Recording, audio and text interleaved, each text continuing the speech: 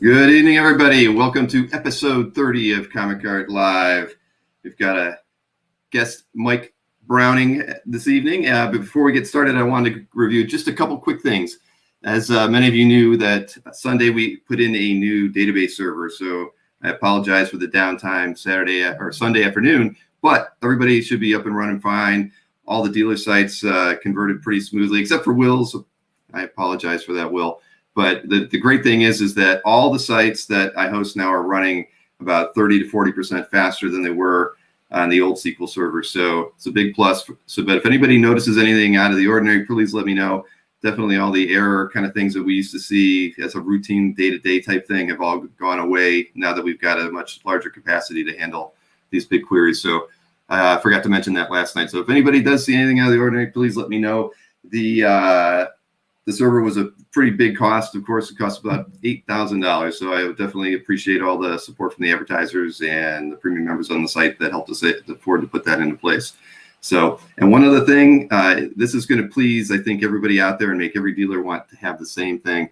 Albert Moy has asked me to finally put some programming into his site to exclude sold items. So I put into production for him this morning, or I should say Maureen did, an updated search page. And so if you go to Albert's site and do a default search for anything, it should filter out all of the sold artwork by default. You can include it, again, it's like a refilter on the search, but by default, it kicks it all out of there. And the other thing being is, at least on the artists that he groups by title, like Jim Lee, John Cassaday, check out those pages on his site as well, because those have the exact same filter on there, so you can keep the sold artwork out by default.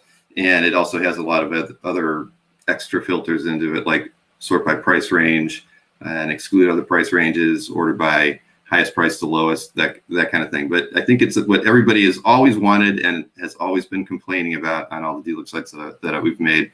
And it's only because we always expected sold artwork to get removed. So please check that out and give Albert some feedback, because if he likes it, he'll have me roll it out to the rest of his site. So just want to put that out there as well. So let me get my hosts in here. Good evening, gentlemen. How are we doing this evening? Hey, doing good. So, Bill, I want to mention, not only is my site running 30% faster, but the sales have increased by 30% as well. So I appreciate that. I was hoping to hear that. I really was. That's great. I'm really pleased. But yeah, no, that was your $8,000. Your $8,000 was well spent, in my opinion. Based on that. Yeah. Well, it was. I was very hesitant to pay that much because I held off for a couple of years. It was a server that we've had in place for 6 years, which is the longest I've ever had anything in production before. And but I knew going into it that I was going to have to go really large on the database server if I was going to make that purchase. And so I did. I pretty much bought the biggest thing I could buy. So, and but I think it's clearly, it doesn't look like you have any room for it behind you in the house, but I guess you fit it somewhere. I did. I certainly did. Under the table. What's that? I said under the table. It's under the table. You can't see it, but it's all right. I have a few things still to iron out. I've actually had to contact my buddy Chris Haggard, because he helped me set up a few things on the old machine that I cannot for the life of me figure out. And so there's a few things, with nothing that affects the sites or anything, but just maintenance things that I'm not really the best person to be doing. So hopefully Chris and I have a meeting on Friday evening, and hopefully we'll iron everything out, and then it'll be 100% done. So all right, there you go. Right. Yes. Sounds good. And yep, 2 nights in a row, gentlemen. But let's bring our guest in this evening, Michael Browning. Great. He's you know what? He's actually moving at the moment. I'm going to wait till he's not moving around. So he's carrying his laptop at the moment. One last pit stop. Yeah, well, maybe a better location in the house. You never know. All right. All right. Let's see. Hey, Michael, how you doing? Hey, Michael. guys. Oh, Amazing, Mike. Sorry, I had to move into to closer to the router. We've got Wi-Fi, and I actually live 60 yards from the hub for our city here. and our Wi-Fi is so terrible. It doesn't matter how close I live to it or how close I get to it. So sorry, guys, if it screws up tonight. Oh, Well, you look like you're way more comfortable in that chair How anyway. about it? Yeah, I'm a little envious. Yeah, It's kind of like fireside chats with Michael Browning. yeah. It's good to see you guys in person. Finally, Absolutely. I've talked with Will and Absolutely. Mike a lot over the years, and Glenn. I think we've emailed and may have talked on social media, but it's good to meet you all. And Bill has been great over the years. I've been on CAF for since 2005. So, That's right. Yeah, no, a long time. You're one of the early ones. yeah. Yeah, that's I when actually I found my first Grail the very first day that I looked at Comic Art Fans, and the guy was so gracious. He traded it to me really quickly. Emailed, it was the Flash 323 cover. I emailed him and said, "Hey, you want to make a trade?" And he said, "Just send me some cash." And so it was a good day, and I signed up that immediately that day. That was 2000. Wow. And Yeah, that's a hopefully great we're cover. going to see that later on tonight, right? Do you have that image Yes. too? I hope tonight. Good. Yeah, That is we've your got a few welcomes. Jay Giant says good evening, and West Stefan says hey. Mike. Hey, yeah, good guys. Yeah, absolutely.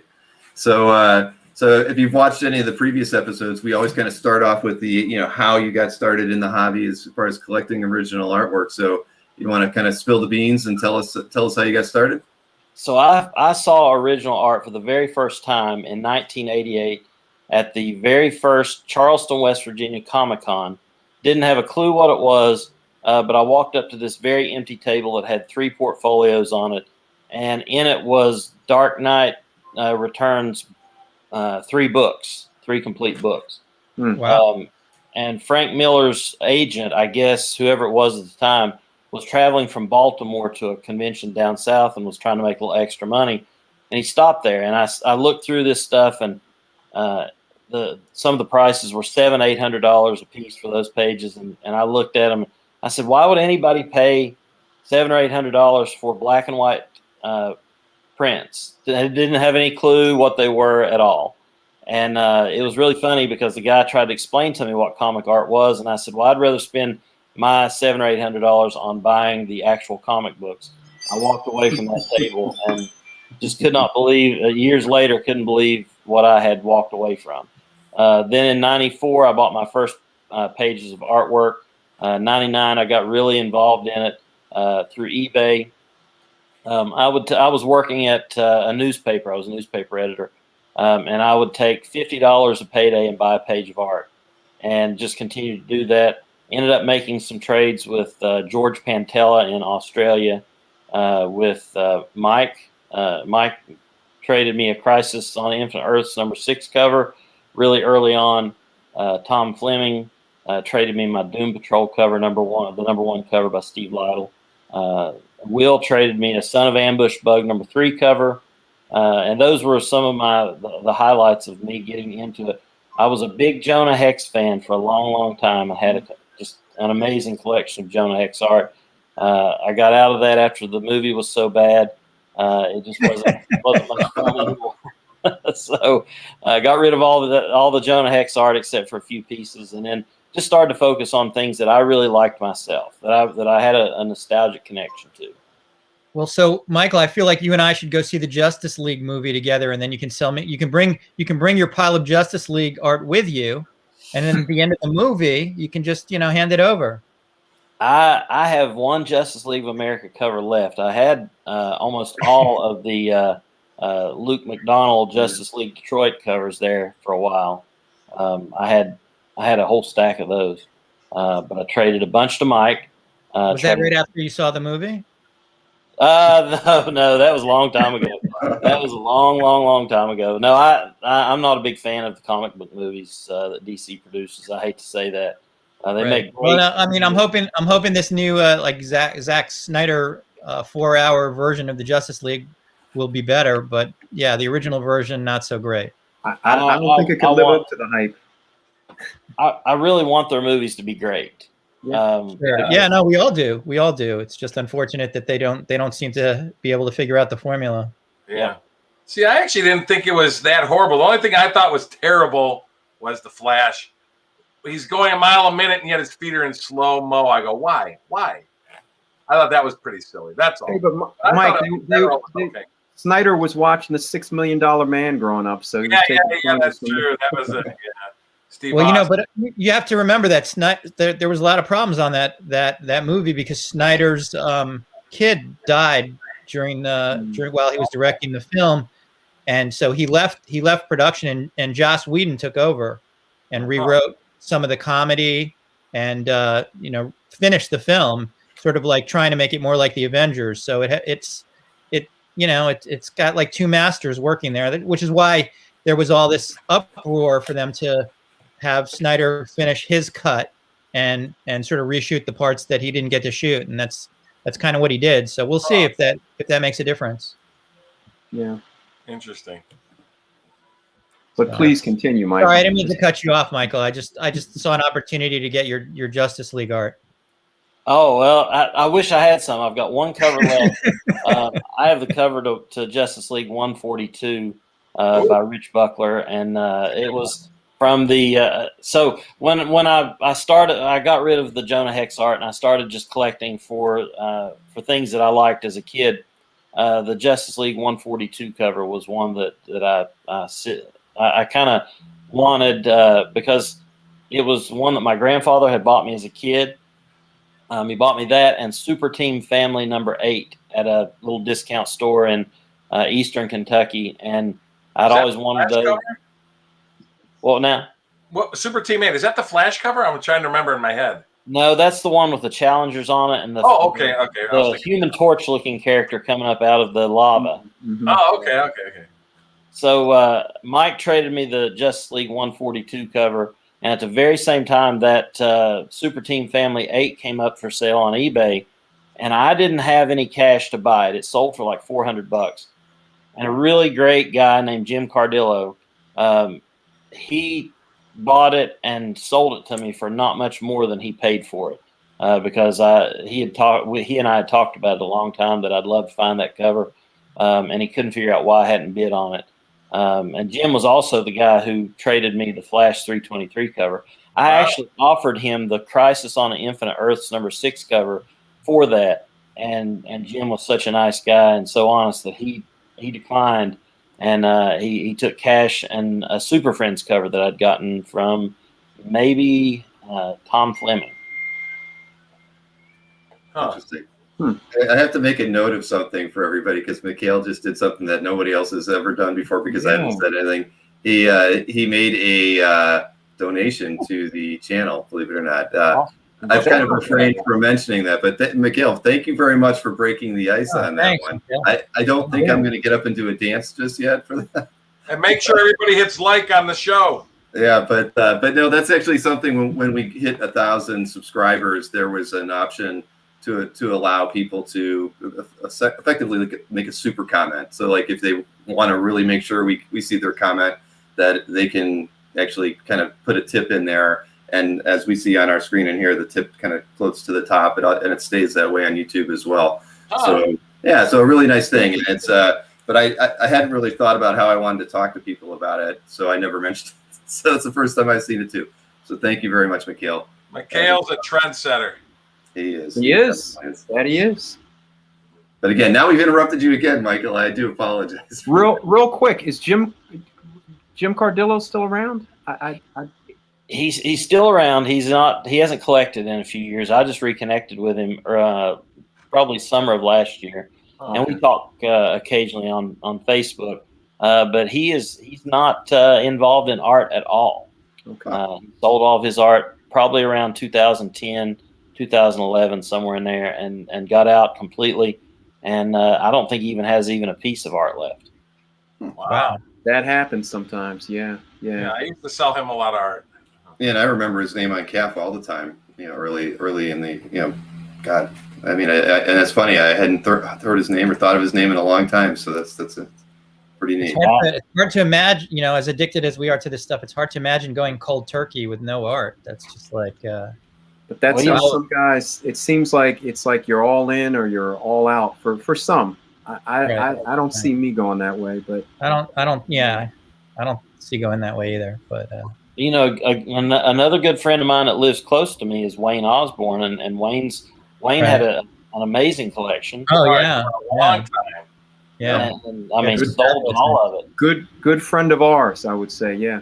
Yeah, he's a wonderful guy, and it's things happen and interests change, and I used to run into them at the comic book shop every week or so over in Kentucky. I live near the West Virginia Kentucky border, so I travel between states to comic shops and stuff, and I would run into him over there quite a bit, and I've not seen him over there in maybe 3 or 4 years, but I still talk with him quite a bit on Facebook. He's a really great guy. Yeah. Yes, absolutely. I used to talk to Wayne probably 4 or 5 times a week for years. Yeah. Yeah. So a lot of the old guys are gone. A lot of the guys that were in it when I started out in '99, hardcore collecting. There's not a lot of them left around. I mean, I used to go to all the sites, some of the old sites like Hugo Brash's site, some of those old guys, Tom Horvitz. I'm not saying they're old, but I mean they were around when I got started 21 years ago. They're old. You just reminded me of as we were talking about Wayne. You reminded me that he did something very unique that like very few collectors that I know of have ever done, and that is that he sold a good portion of his art collection to fund a comic book that he had written, and he paid his hero John Byrne to draw for him like a 5-issue comic book that I think was eventually published by IDW that he wrote, and his idol John Byrne drew. So in effect, he traded, a good portion of his collection for, and I think he bought the art. Am I right about this, Will? Did he buy the art? That was the agreement when he commissioned John. I mean, he actually paid him. My understanding is he paid him more than sort of the going rate at the time, but the agreement was that Wayne would retain the art. Right. Yeah. So I mean, so in a sense, he still has quite an art collection. If you look at it that way, he's got like a full 5-issue series by John Byrne that he wrote, which is like, I mean, that's got to be a fan's dream right there. Yeah, he wrote it. IDW published it. They put out a really nice trade paperback collection of it, and then he did a follow up with a newer artist, but I think it had Mike Plug covers. Okay. I think he's got all that too. That's pretty neat. So I mean, he still has quite a collection in my mind, and that was like, I mean, who gets to finance doing a comic book with your childhood hero? I mean, that's a dream fulfilled. Absolutely, and Wayne gave me advice early on in the hobby. I jumped right into this hobby and started making trades. One of my first trades was with George Pantella in Australia, and I had never shipped anything any further than outside of West Virginia, and so I had to make up my mind to ship the Miracle Man #4 cover by Jim Starlin over to Australia, and he was trading me the Ghost Rider 25 art by Gil Kane, and I was scared to death. I mean, I'd paid $1,000 for this Miracle Man 4 cover. Didn't want to lose it, but at the same time, he was a nice guy. He was very honest, and within a week or so, I got it from Australia, and he got mine. So, that was I took a leap of faith. Mike was always good to me. Will was great to me. Actually, Will gave me advice early on. I traded him a Flash cover by Infantino for the Son of Ambush Bug 3 cover by Keith Giffen. And Will told me, said, "Now your cover's worth considerably more. Are you sure you want to do this?" And Son of Ambush Bug was one of my favorites because issue 6 of Son of Ambush Bug contained my very first letter of comment in it. So, wow, okay, yeah. So Will was great to me early on. He gave me advice on that stuff. He also told me to quit buying comic books and spending money on small things, save up and buy big things. And I took that advice to heart too, and it's helped over the last 4 or 5 years. Glad to hear that. Yeah. Do you still have the Flash cover you got? I do. That's one of That's one of your Ghost Rider 25. I don't. I traded that to Ken Danker for a Ghostly Tales number 120 cover by Steve Ditko. Don't know what I was thinking, but I ended up trading the Ghostly Tales 120 in a package to you, Mike, for the Crisis on Infinite Earth 6 cover. Oh, you got that? Okay. Yeah, and then I ended up trading that too. Hey, as long as you're getting more things you like more, you know. I didn't keep a lot when I first started. I really had never intended to stay this long in the hobby. I intended to finance a better Golden Age comic book collection, but the further in with the art I got, the more I liked it. It was just I got addicted. The addiction happens quick, man. Once you go down the rabbit hole, that's it. Yeah, I've bought 50 pages. I bought 50 pages in January and February of this year. No kidding. Oh wow! Wow. All different stuff or same artist? No, a lot of different stuff. Good. Yeah. I found a stack of New Kids on the Block artwork. Oh my Lord. What company put that out? Harvey. Oh, Harvey. Okay. Yep, in the early 90s. So that was the one that the artist was the most. I'm looking for a Menudo art. If you see any around, that's kind of like I found Beetlejuice and New Kids on the Block. One. How about Muppet Babies? Let's go for Muppet Babies. Oh yeah, there's a Muppet Babies up in the next week's Heritage auction, right? Yeah, Muppet Babies is There you go, Will. No, listen, for a guy that got sort of a I don't want to say a slow start, but you know, you were sort of feeling your way in the early days. You've more than caught up, and I mean, you're a resourceful collector now. You know where to look for things and how to go after things, and you've put together some complex trades, and you know, you've certainly done nothing but continue to evolve. Yeah, it's been a lot of fun. You know, the most fun that I've had is sometimes the chase. Sometimes after I get a piece, it's not, you know, I move on to the next thing. The chase has always been really fun. Chasing down the Chris Starr #1 cover painting by Bob Larkin took me about 15 years and cost me a heck of a lot more money than what it would have cost if I'd bought it back in 2001. I saw it for sale for $1,800, which back then was a lot of money. So it was, you know, that was the chase. That was the one that I chased down and finally found it. Bob had it. Thank God Bob still had it. Wow. Ended up buying it a couple years back. And that one's one of the only pieces I've got framed on my walls. Oh, but the chase, so the keeping it was as fun as the chase, though. You did keep it, though. Yeah, I've kept a few of them that I really chased after. I have. I've kept, you know, quite a few of those that I chased real hard after. The Flash 323 was an easy one.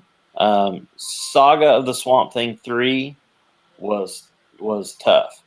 I found it very quickly, but it took me a long time to get it.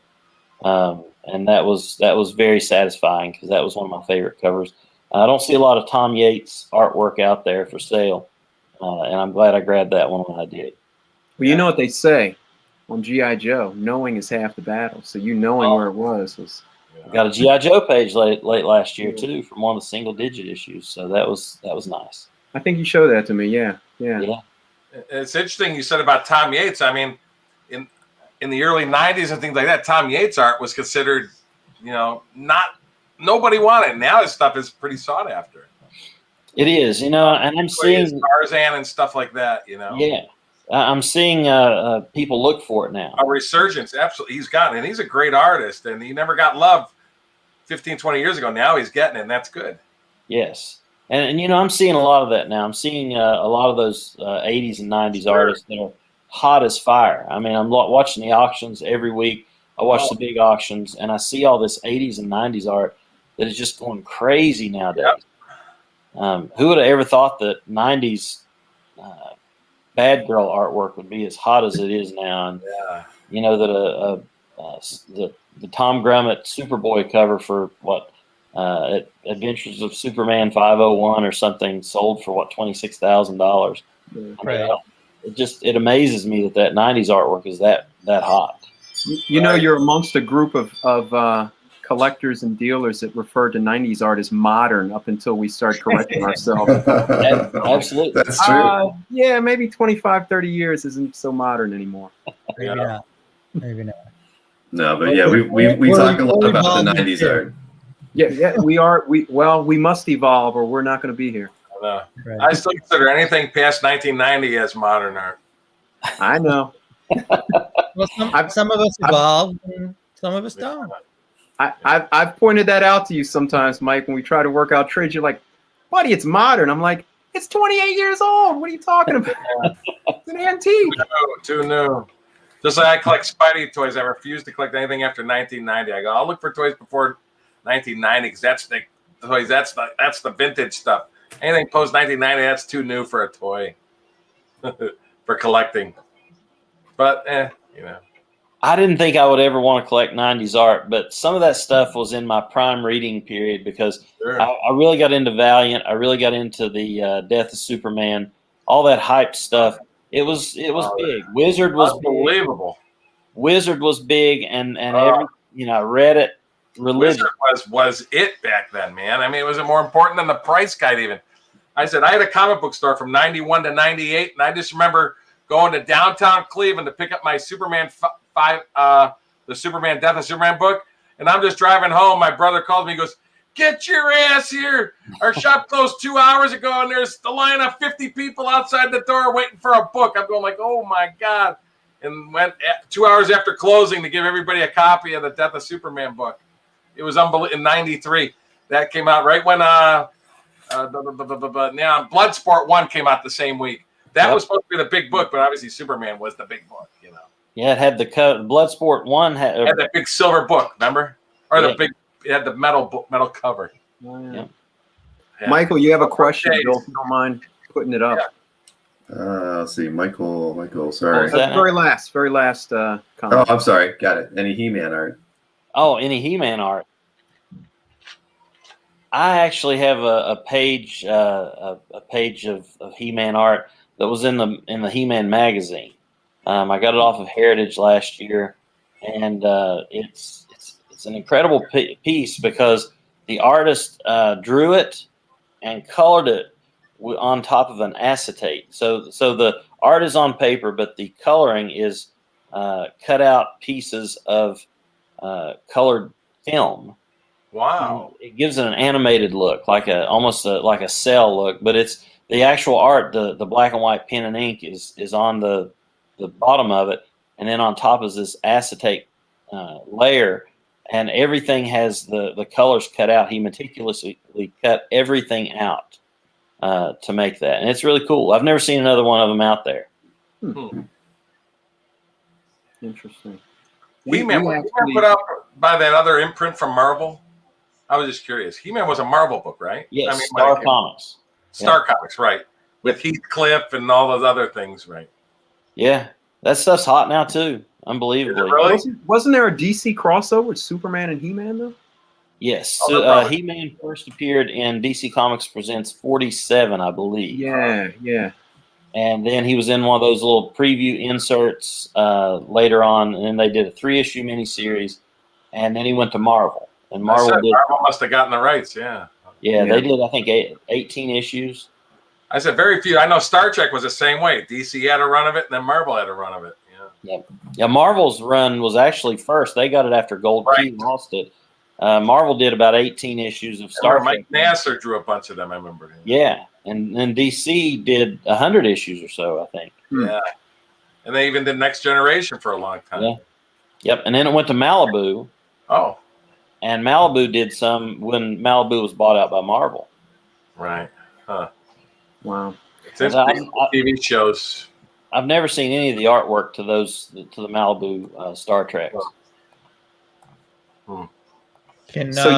Somewhere. We have a favorite artist in common that I have managed to somehow not keep an example of, and you have managed to keep, I think, at least a couple examples of, and I think you know who I'm talking about, but initials BB. If you don't mind talking. Budiansky. Oh yeah, Bob Budiansky. Oh gosh, man, For me, Bob Budiansky ranks right up there with Frank Miller. His Ghost Rider was the absolute best.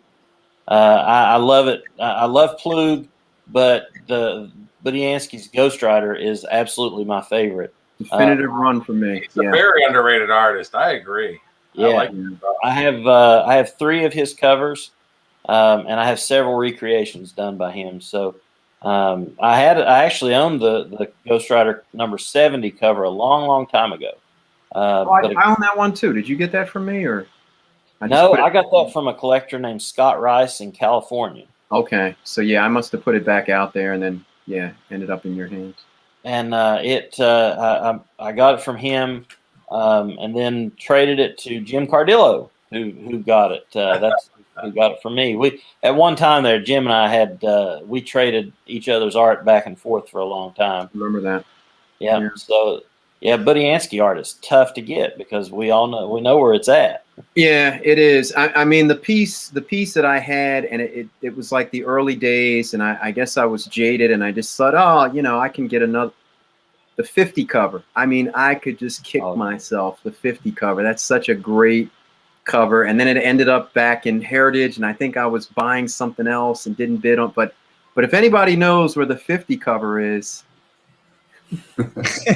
I'm waiting to buy it all over again. And of course, we both of us would love to get the 73 cover with the Circus of Crime. Would love to get that one. So we share that in common. We both love Budiansky Ghost Rider.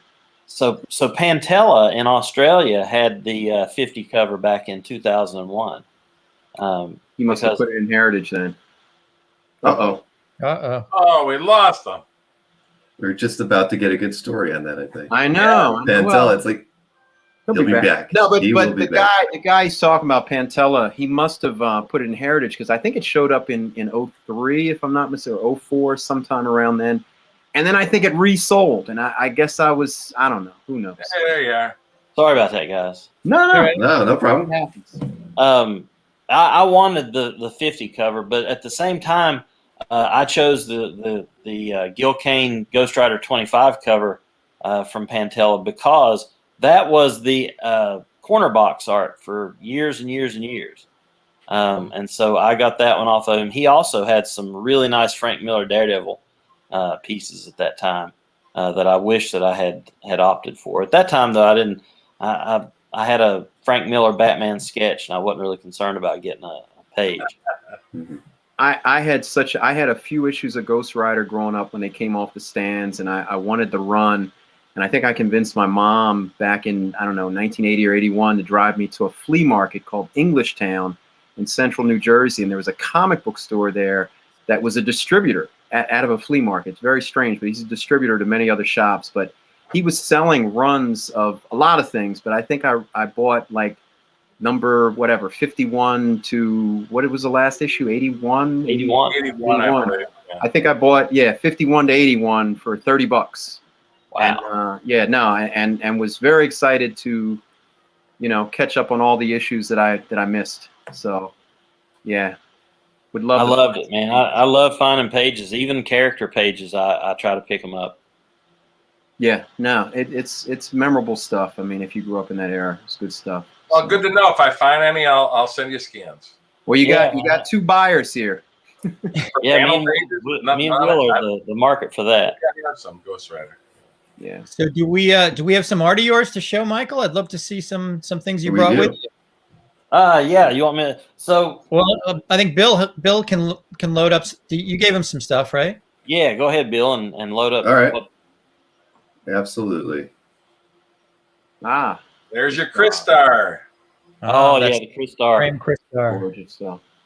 Oh man, that was so I saw that on a site back in 2001 for $1,800, and when I inquired about it, it was already sold. What I didn't know was that Larkin had pulled everything from the dealer, and he had kept it for himself.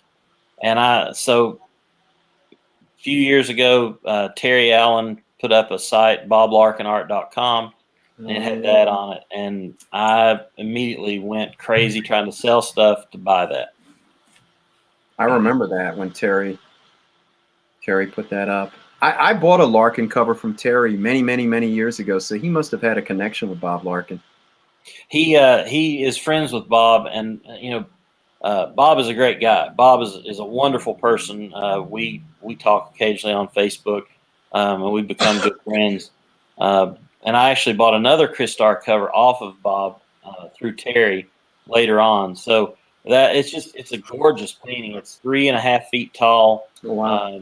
Framed on my wall. It's like 4.5, almost 5 feet tall.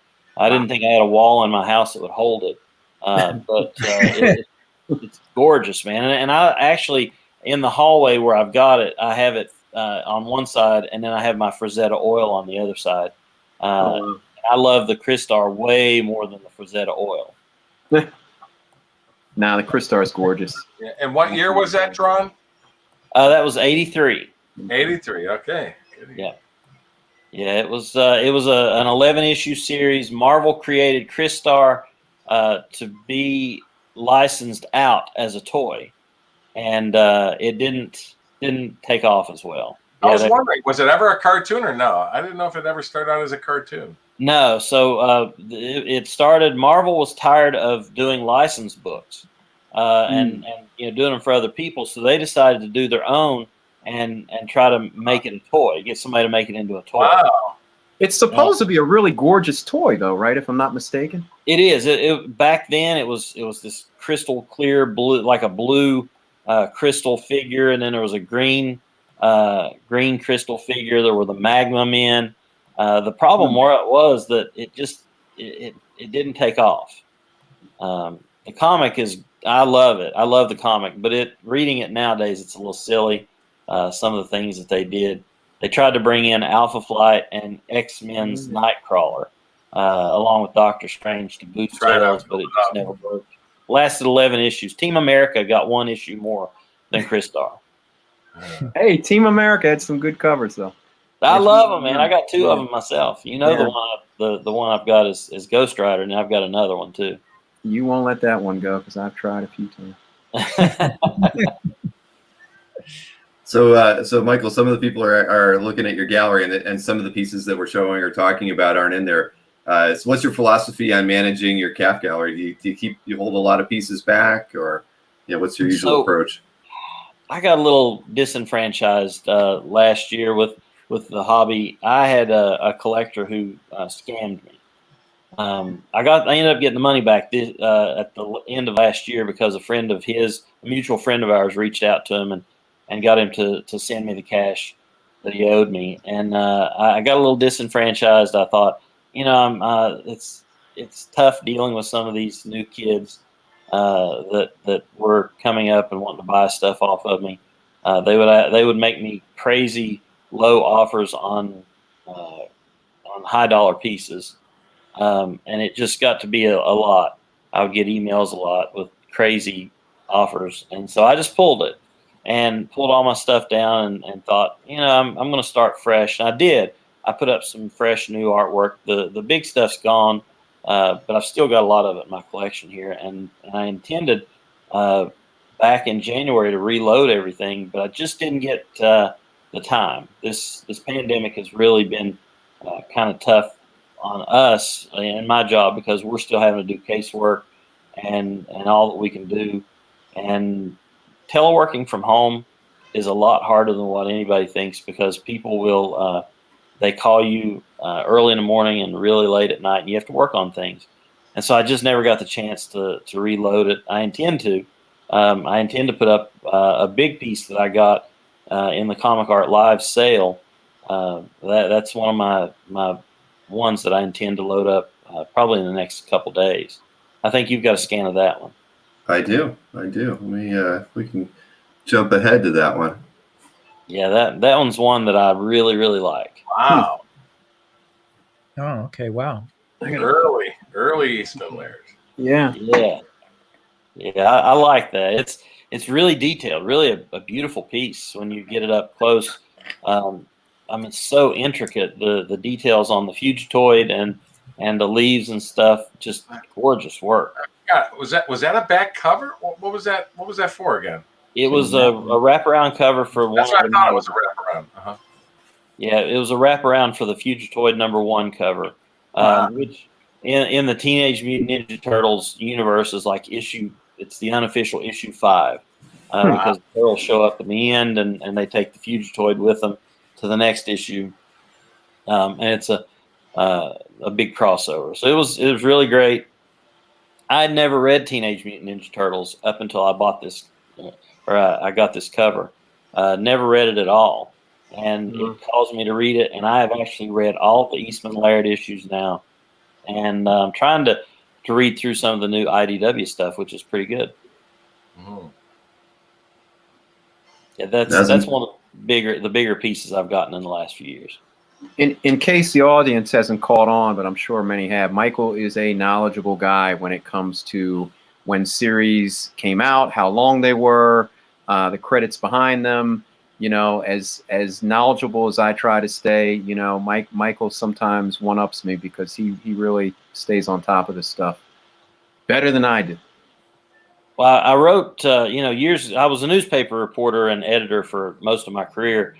And so I wrote for Comic Book Marketplace, Charlton Spotlight, Back Issue Magazine, and a lot of the smaller fanzines and stuff. I wrote for them for a long, long time, just on the side because it was fun. It was what I did. And I worked for Overstreet. I was an advisor for them for 15 years.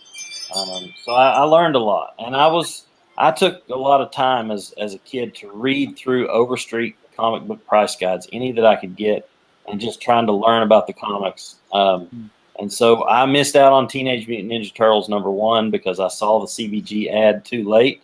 But you know, I was into all that stuff. I like the trivia and the minutia of the hobby. So I interviewed a lot of good artists, a lot of artists that are gone now, like Al Hartley, Carmine Infantino, Joe Simon. Joe Simon actually hooked me up with Andy Rooney of 60 Minutes.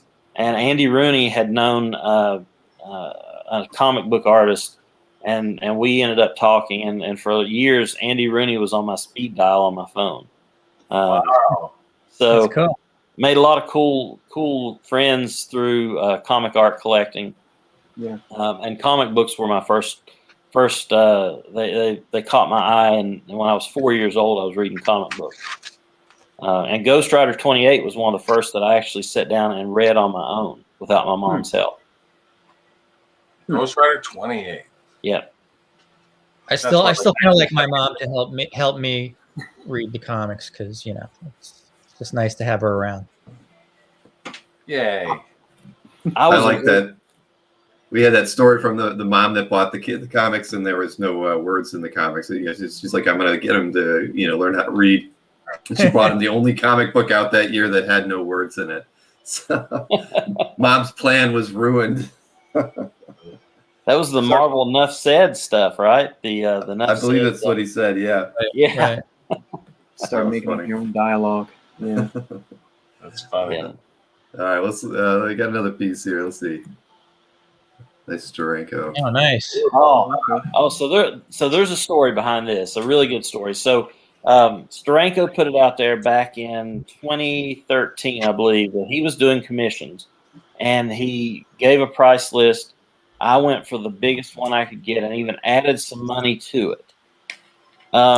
2 years later, Steranko still hadn't delivered. So I went to the Lexington, Kentucky Comic-Con where he was at. He was set up there, and I said, hey, I'm Mike Browning, introduced myself. He remembered me. He said, you know what, I've not started on that one, but I'll get to it. So J. David Spurlock worked between us, and he got that done. Well, when Captain America celebrated his 75th anniversary, I noticed that they didn't have a Steranko cover. And I emailed Tom Brevoort, who I know, and said, hey, Tom, would you be interested in this Steranko commission as a variant cover? Because, they were doing all these variant covers with sketches and things like that. And Tom said, well, yeah, we'd like to use it, but we are actually, Steranko isn't speaking to us right now. Whoa. So if you could work something out, we would love to use that. So I went to Steranko, and Steranko was not real happy about trying to work with Marvel again.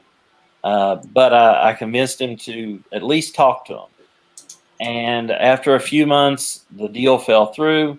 Steranko emailed me and said, "I'm really sorry. You've been great working on this with me, and it just doesn't look like it's going to happen." And then a few days later, he emailed me and said, "Hey, we got the deal done, and your commission is going to be a cover." He said, "That's the best commission I've done in a long, long time, and I would actually like to buy it back from you." Oh. And I said, "Nah, I think I'm going to keep it, because if it's going to be a Kobe Steranko cover, All right. Yeah. Yeah, it's really nice, and it, for some odd reason, Marvel kept pushing it back because Jim kept refining it in Photoshop, and they kept pushing it back. It was supposed to be on a Captain America cover, then it was going to be on an Avengers, and then it was on something else, and it ended up as the variant cover to Black Panther #5.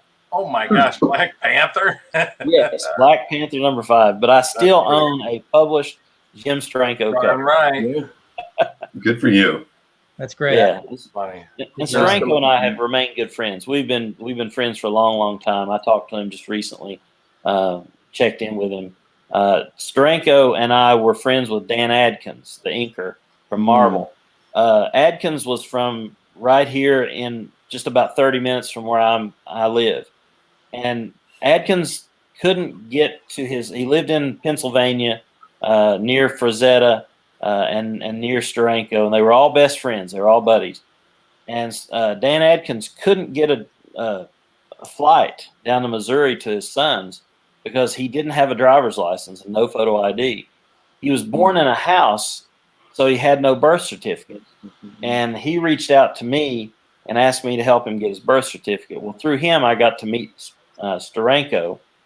And then, sadly, when Dan didn't answer for a week or so, didn't answer his phone, Steranko messaged me and said that Dan had passed away, and they had found him in his house, deceased. And so Steranko and I connected over Dan Adkins, who was a dear, dear friend of mine. How old was Dan when he died? He was in his 70s. I don't remember exactly how old he was.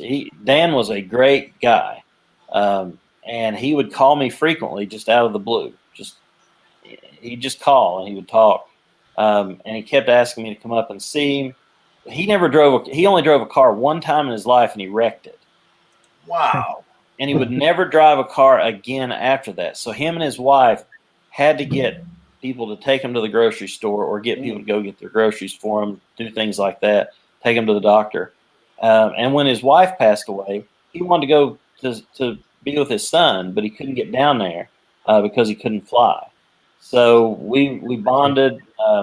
Dan had promised me he was going to do a commission for me of something, and he never made it that far. So, but yeah, just great guys. And Steranko's a great guy to deal with too.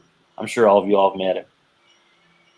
Yeah, I've talked to him a few times on the phone years ago. We'd talk on occasion. Yeah, he's fun. He has never let me take a picture with him. I don't know why. Maybe he's afraid you're too good looking. No, man. That's not it at all. No, he hasn't. And I've been with him at several shows, and talked to him quite often. But I've never gotten my picture made with Steranko. I took one from the side with him one time, and he said, no pictures. So I deleted it real quick. So I didn't want to make him mad. He was still working on my piece at that time, so I really didn't want to make him mad. Yeah. No, you Whatever you say, sir.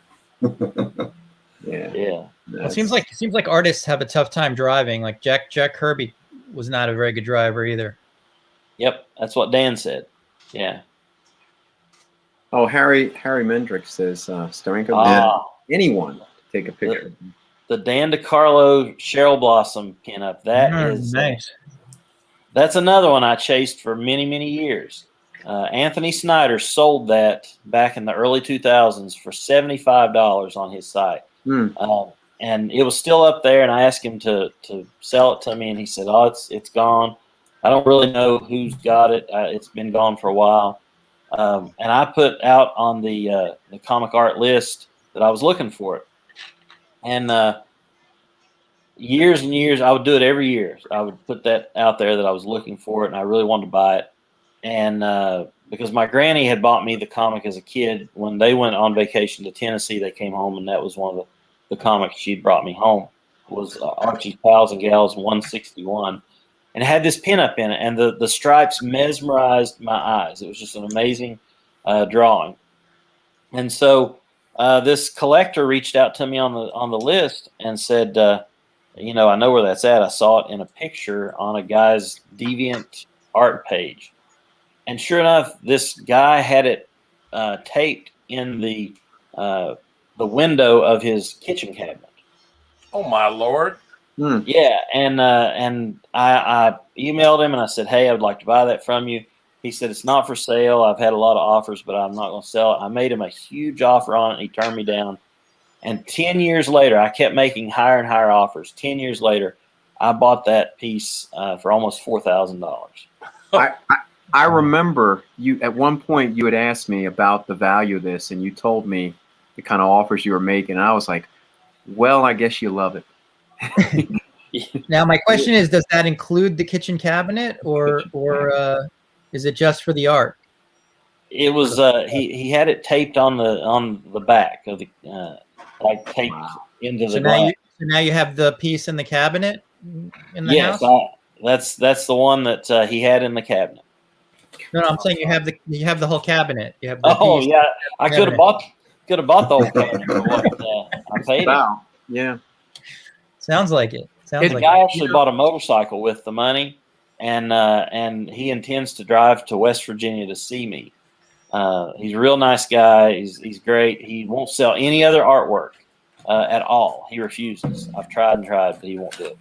Huh. Well, if you buy something really expensive from me, Michael, I'll buy the Ferrari with the money, and I'll drive to see you too. I had a collector try to get my Frazetta oil off of me right after I bought it, and he offered to fly up from Florida, I believe, to get it, and I didn't do it. Can you guys hold on 1 second and let me get a phone call real quick? Because as Bill knows, my father-in-law is in surgery right now. Yeah, we'll mute your mic. We'll keep you entertained. We'll be here. Yeah, I muted his mic. I was just going to mention with his Dan Adkins story. I had met Dan Adkins in the early 90s.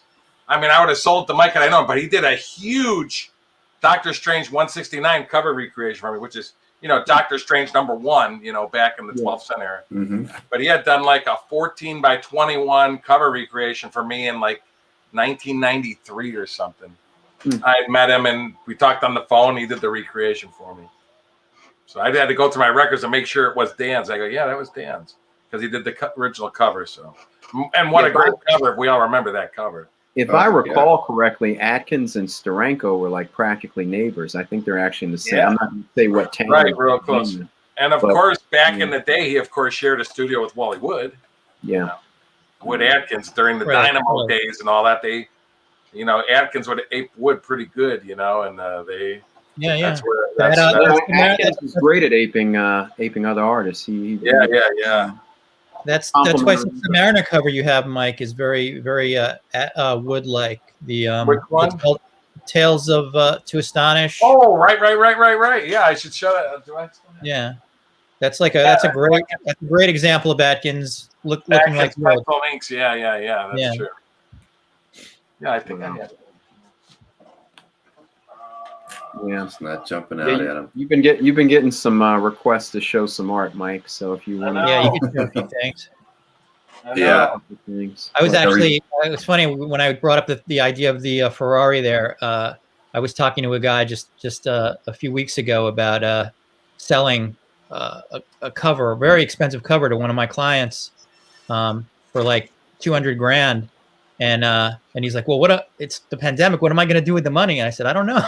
Yeah, hold on to it. Sorry about that, guys.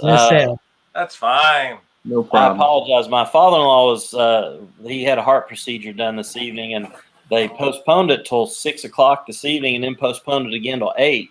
And so I've been waiting to get the results, and thank God the results were good. Good. Congrats. Great. Yeah, congratulations. Yeah. That's great. Yeah. Good news. So. No good. All right. So Mike was about to show his Dan Adkins. Oh, did he I get don't it? have it. I was gonna say I couldn't tell if he got it. Couldn't find it. No, I All found right. something else. Let's roll some more of Mike. Yeah, let's see what else we got going here. Here's a good one. Oh, that's the Oh, winner. there's the cover. Oh, Flash 323. Yeah, that's a good one, man. I think it's not horrible. I think Yeah, it's a that's a beauty. classic. That No, Flash it's beautiful. versus Flash. It's just the best image that I've ever seen of the Flash. And I mean, so which is which? I mean, without seeing the comic, I don't remember. on the left is the Flash, and on the right is Professor Zoom. Okay. Yeah. And that's for me. That was as a kid, that black cover with the red Flash racing toward the yellow Flash. It caught my eye. Yeah. And I love it. That's the cover that I've had the most offers on over the years. Yeah. Everybody wants to that one, and I've owned several Flash covers. I'll be honest, I've owned probably 8 or 9 Flash covers, and I've sold every one of them or traded them off except for this one. That's it. That's a keeper cover. Yeah, it'll probably go with me to my grave. My wife knows that one is the one that she'll sell after I'm dead. This is the one that the tattoo is somewhere on your shoulder or arm, or you somehow put this scene. Did you tattoo this to your body, Mike? No. I jest, that's just but a I'm just rumor. saying if he was going to get one, this would be the one. I mean, Will, you can tell us if you have this tattoo somewhere on your body. Nah. Mine would be something else, but this would be Michael's tattoo if he were going to get a comic book tattoo. So you're just planning tattoos for collectors at this point? No, I'm just saying that's how attached he. We've discussed this over the years. He's very attached. I feel like I should hire you to get my tattoo for me. Oh, I could figure something out. No, but I mean, I've even had a couple of my clients say, "Hey, Michael Browning, you think you can get that cover for me?" I'm like, "Nah, I don't think so." Not that one. Yeah. Well, now Infantino used to talk to me about about his art quite a bit, and he was very grouchy about the fact that people were paying so much for his artwork, and he wasn't getting a penny for that. And he used to every time we would end a conversation, he would say, "Now tell me again how much you paid for that Flash cover." And he would say, "I didn't get one single penny of that." And he was a great guy. He drew me a Flash versus Captain Cold for my birthday one year and sent it to me, which was really nice of him. That was nice. Yeah. But did he never get the original back either? Is that what he's saying too? Or did he sell it for very little early on? He got it back, but he sold it for like okay, well. And he remembered selling it. He remembered selling it for cheap. He said, back when he got it back, it wasn't worth anything. Right. When I see artwork that has $3, $5, $7, $12, it does blow my mind, because even late 70s, early 80s, that wasn't buying a whole lot. I mean, if you had to sell it to survive, I understand, but like, and sometimes there's a line through the $12 and it's reduced to like 9 or 10, and you're like, somebody actually negotiated that. Right. I don't know. $10 for that Flash cover. Like, can we get it down to $7.50, please? Yeah. I got I got the Green Lantern 48 cover by Daryl Banks. That is the Emerald Twilight beginning chapter. It's where he's on his knees. 3-part story. I remember that. Yeah. And I've got that cover, and on the back of it is the price that the artist was selling it for first, and it was $600. So I noticed all those little things on the back of those covers. I just got in 3 covers the day before yesterday. The Unfunny Ex-Cons, issue 1, issue giant size 1, and it's a parody of the giant size X-Men one X-Men #1, and then the Jim Lee X-Men #1, all drawn by Ken Meyer Jr. And got those in. And on the back is the Don Chin stamp. Don was the creator of the adolescent radioactive black belt hamsters. Huh. And he had Parody Press, and all those had that stamp on the back of them, which is really kind of cool. Gives a little bit of provenance. Right. When I bought the I bought a big collection of Luke Cage art from Billy Graham's family. Some of the covers that I got, like the 5 cover and I think the 10 cover, all had like prices of like $50 on them. And so he, like in the 70s, probably took them to those conventions in New York, like the Suling Convention and the Marble Convention in 1975. I think because he lived in New York, and he must have brought there, put $50, penciled $50 on the back, and they didn't sell. So he brought him back home and, put him away. Well, Dave Simons, the inker Dave Simons, told me that he used to give them out to the kids in the family, and he imagined that most of them probably colored in his pages and then just tossed them in the trash. Right. What titles would those have been? I was just curious. It would have been Ghost Rider and Conan, Wow. King America. The one cover that Will and I really want, Ghost Rider 73, is one that Dave had. And he believes that he gave it to a family member as a gift, and they probably tossed it in a closet somewhere and may have thrown it out. Well, maybe it might be still existing. Oh, I hope so. I mean, if Will gets it, I'll be happy for him, and if I I'd get be happy for I'd want a really nice full size laser stand at least. I might have to drive to West Virginia at least visit it, but hey, but no, I mean if it went to one of us, I'd be happy for him. You guys are always welcome if to come to West if you Virginia. pick up I'll that take you cover, on a tour of a you got coal mine and it's a tattoo. You got to tattoo it on your back or something. It's up there. That one's up there. That's yeah. I like circuses. What can I say? Circus of crime. You do, yeah. I like going to the 3-ring circus even now. I took my kids a couple years ago. It's fun. So what can I say? But I only ever went to one circus in my life, and the clowns scared me to death. Oh man. Yeah. They usually do. Yeah. Be a little creepy sometimes. Yeah. No, the thing that scared me when I took 2 of my kids to a circus about 10 years ago, the lion tamer, maybe it was a tiger, but it was a big cat tamer. I did not see him lock the cage. And this is a small, I was like planning my escape route. I was like, okay, one kid is under my arm because she's small. The other one I'm dragging by the arm. We're jumping down. We're going out. We're crawling out. It wasn't locked. And I'm like, that's when you're like, you look at the people next to you and you just hope you're a little faster than they are. Oh, I was going to be fast. You figure if Ryan comes out, he's going to go for the guy that's like, I don't need to run that hard. I'll go for the guy who's slow. I had really planned it out, Glenn. You don't like to do those things in real time, but like quickly I assessed, Right. Yeah. You don't have to be faster than the lion. You just have to be faster than the guy next to you. And the guy next to you or in front. Yeah, absolutely. That rule applies in the zombie apocalypse too. Yeah. Oh, Yes, it absolutely. And it applies to buying artwork sometimes too. You just have to. That's very true, especially at cons.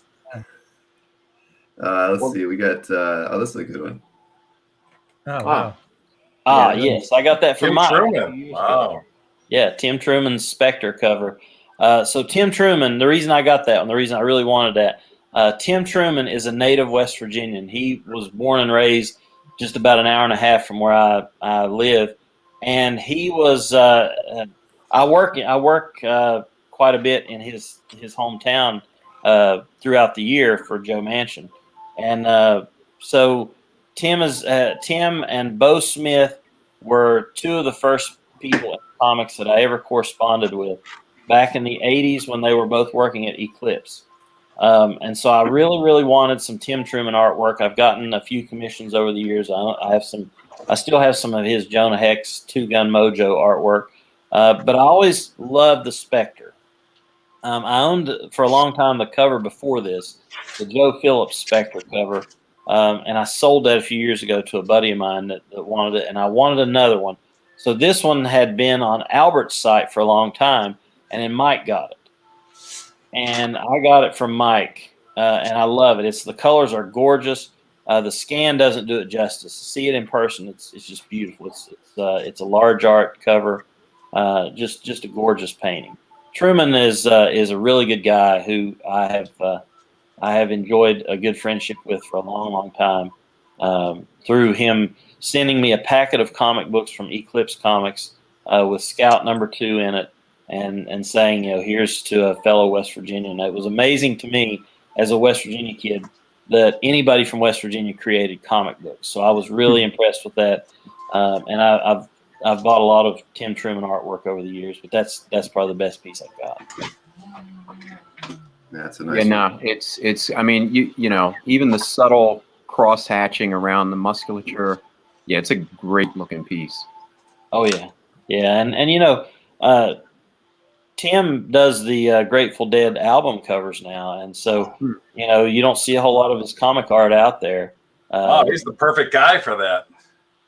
Yeah, he's he is the perfect guy for that, and he does psychedelic setups and stuff like that. I love the detail in his artwork. His Jonah Hex was one of my favorites. It's so gritty and realistic. He actually drew a Jonah Hex commission for me, and included aspects from my hometown of Matewan, the home of the Hatfield McCoy feud, and he put some of those little Easter eggs in the Jonah Hex commission for me, and it was really nice. No, gorgeous piece. Really gorgeous. His inks are phenomenal. All that, he does a lot of wash tone stuff too. Yeah. Really, really nice. His Hawk takes the time. His Hawk World artwork was just gorgeous. Inked by Alcatina, it was just some gorgeous artwork. Agreed. Yeah, he worked for TSR for a while too. I always enjoyed it, his early work a lot. I mean, he was a master. Yeah, TSR stuff is really sought after now, boy, oh boy. That is for sure. Oh man, USA won. US won. Huh. Yeah, and Tim's hometown is Gauley Bridge, West Virginia, and it's a beautiful little town, much like Matewan, my hometown is. It was a big boom town with coal and things like that for a long time, and now it's kind of like a little ghost town.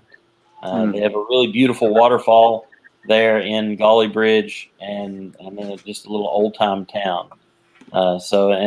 I correspond with Tim when I go up that way. He doesn't live there anymore, and his parents are both gone, but I still correspond with him and tell him, hey, I'm headed to your hometown. US won. That one is that's a cover that people laughed at me for getting.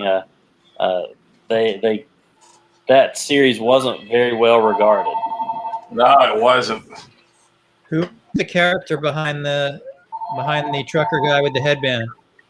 Oh yeah, he had that great the headband with the CB radio inside of his skull, and it turned out his brother. I don't mean to spoil the ending of the 12-issue series, but his brother was the bad guy, and tried to kill him all that time, and then they went on stage. I was just about to read it, Michael. Just about to read it. It's a classic series, the thing that makes that series is that belt buckle. Oh yeah, the US, yeah. I thought he was saying us. He was trying to bring us into the picture. That's Ulysses Solomon Archer was his name. That's right, Ulysses Solomon. That's right. Yeah, he now some of the later covers were by Michael Golden. Golden, yeah. And wow, did some beautiful paintings on that. Yeah. I am so unfamiliar with this series, but I had no idea there was like a trucker comic book. Like, see, that's the thing. Michael he's got like a transportation theme going because he loves US One, Team America, Ghost Rider. He's got like a real transportation theme going on. Well, I mean, listen, it's a very American. It's like a very American profession. I mean, now you need some 60s Hot Wheel covers. Oh, man. Man, that's a little bit before my time now. By Neil Adams. Neil Adams did a lot of those Hot Wheels for DC. Yeah. Well, I got that US1 directly from Al Milgram. Al drew that first issue. He wrote the whole series. Al did. Yeah. Okay. Some of the later art, I got one of the pages from issue 12, and it's by Steve Ditko. No kidding. So a lot of big artists worked on that series. It was just a goofy series. US1 was a Tyco truck set, an electric racing car set. And it was just it came at the end of the trucking craze. You remember the old song Convoy? Yeah. And it came at the end. I mean, so when did that's like when Smokey and the Bandit was like popular, right? Like they had like the truck at the tail end of that. Yeah. Jerry Reed or whatever. Is that the guy that was? Jerry Reed. So like he was like in the truck, and he had like a hit song, like sometimes you hear on the radio. Yeah. He was like a country trucker musician. And right before that, he made 2 cameos on Scooby-Doo. He did. That's exactly right. Yeah. Wow, man, that's some trivia. Yeah. We're gonna talk about some millennial. Keep up, Michael. We're gonna talk about some millennial stuff soon too. Yeah, I said everybody under 35 is going like what? Smokey and the Who? Who is Burt Reynolds anyway? My dad took me to that movie. So wow. Yeah. Hooper, the greatest stunt man. You never wanted a black man, Bill? I did. My dad couldn't afford a black one. He had this it was like a copper color. It really just didn't work too well. But he thought he was Burt Reynolds too. That sounds pretty cool. I was definitely more of a Hooper fan than a Smokey and the Bandit fan, but it all worked. Mm-hmm. Let's see here. I got a good piece of art to show. Oh yeah, that's a deal. Where'd you get that bad boy? I got that from Tom Fleming. Wow. That was one of the first pieces I picked up. It is twice up on one board, all drawn by the recently deceased Steve Lightle. It's a gorgeous, gorgeous cover. And I have quite a bit of Doom Patrol artwork. And DC reached out to me back in 2018 and said, we were wanting to do a Bronze Age Doom Patrol omnibus. And we would like to use your artwork as extras. And what we want to do, we want to credit you in the book, and we'll send you a free copy. And so I went to a blueprint place where they print blueprints. And I asked them, I said, can you give me some really good high quality scans of this and the other art? And they did, and it cost me quite a bit of money. And DC was going to reimburse me and all this stuff. Well, the editor of the omnibus quit and went to a. He did drop out. Oh no! I thought that was me for a second. I'm like, wait a minute. That ain't so. He'll be right. Middle of the story. Well, obviously, they quit it, and he got stiffed for all the prints he made. Oh yeah. So I'm sorry about that, guys. But the DC published the Bronze Age Doom Patrol. I never heard back from anybody at all, and I didn't buy a copy because I thought I was getting a copy. Did they use your images? Huh? Did they use your images? They used all 22 of them. Man. So they didn't even send you a copy? Yes, and so they didn't they didn't send me a copy until I fussed. I complained. And they didn't credit me in the book at all. They said it's now the decent policy not to credit anybody in the books. Come on. Wow. Unfair. They actually asked for. I've got a Frank Miller Dark Knight drawing I got from Mike a few years back, and they actually wanted to use that in one of their upcoming Dark Knight reprint books. And DC actually canceled that idea too. They don't allow that anymore. It's not allowed to use outside artwork that wasn't created at the request of DC's editorial department. Oh my Lord. Wow. Well, that's when you go, it's my standard policy that I don't share artwork with I'm no longer supplying DC with any scans. Yeah, because I've done that for years. I've supplied my scans for the Yeah, no, paper. that's not cool. Yeah, I saw on some of the boards somebody posted. I don't know if it was you or somebody else that where they gave scans to one of the companies and like they just treated them like dirt.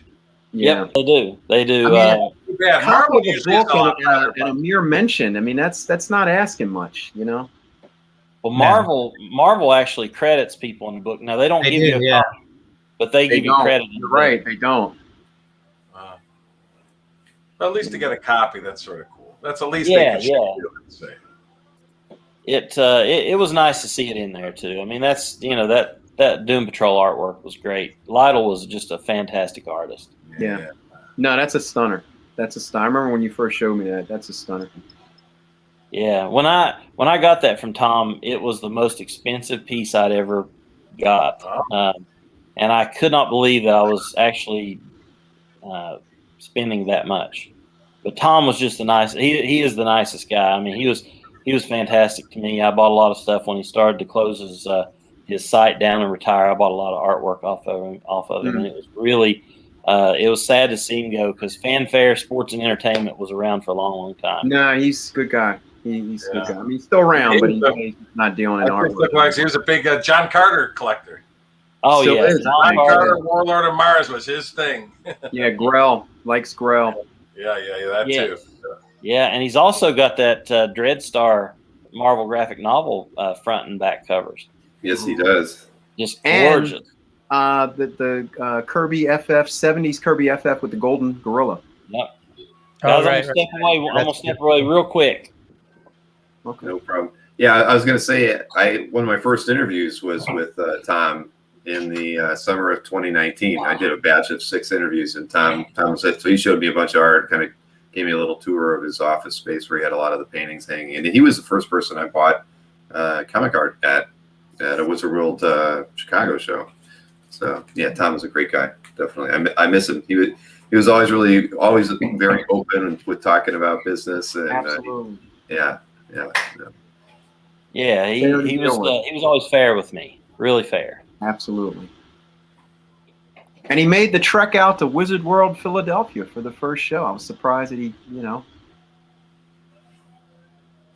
I need to get to a convention and meet you guys in person. That's one of these things I want to do. At Midway Point, we've all been talking about when coronavirus ends, going to Columbus. Maybe you can meet us in Columbus, Ohio. Ain't that super far of a drive for you, right? I would love to, man. I'll come up to Columbus. We go to the cartoon. Maybe that'd be a fun. If I'm flying from LA, Michael, the least you can do is drive over there. No, you got to fly to Will and then drive at Will. Comes to my place for a cookout there. I have a 97-year-old aunt in Columbus who has survived COVID twice. Wow. Twice. Whoa.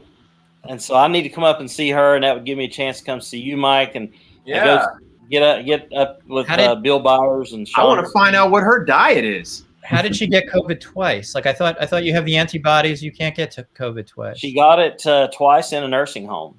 Yep. Oh, wow. Yeah, I've heard of people getting it twice. Really? Yeah. Wow. The last time they called the family in and told them that she wasn't going to make it but a few more hours, and then 2 days later she's back up and running the nursing home again. How long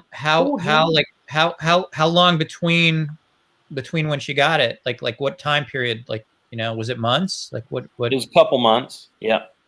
Because like the antibodies, like I've heard, are supposed to stay in your body for like at least 3 months. But yeah, still a lot unknown. Yeah, it's a scary day and age. Every Saturday I work a vaccine clinic here in West Virginia, and we last Saturday we gave out 2,400 shots.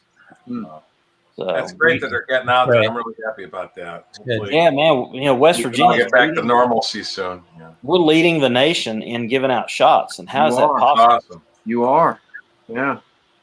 That's great.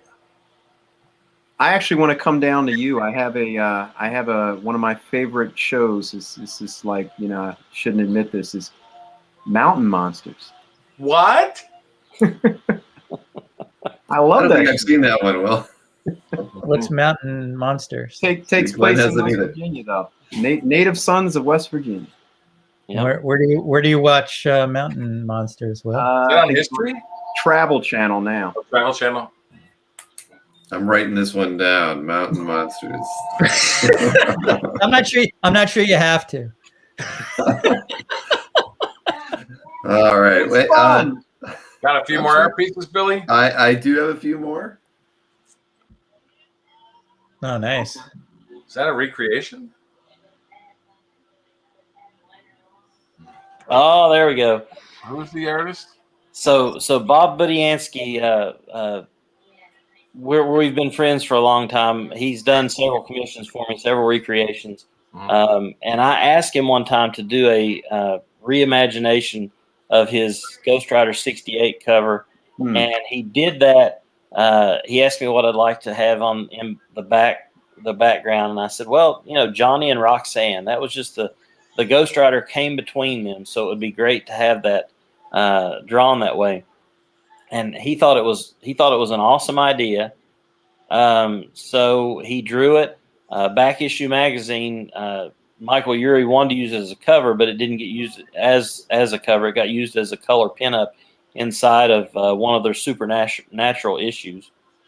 And it's just a gorgeous piece. The funny thing about it is Bob wasn't satisfied with it, so he did 2 of them and sent both of them to me. Wow. Yeah. Wow. 2 for the price of 1. That's a good deal. Yeah, That sounds like the kind of deals that Berkey gets. Wow. What now? Like Berkey always gets a 2-for-1 deal. That sounds like the kind of. Wow. Only at the supermarket. Russ Heath did that for me years ago. With the coupon. Russ Heath drew a Jonah Hex for me years ago, and he didn't like the bridle on the horse. So he actually redrew the entire commission and sent it to me again.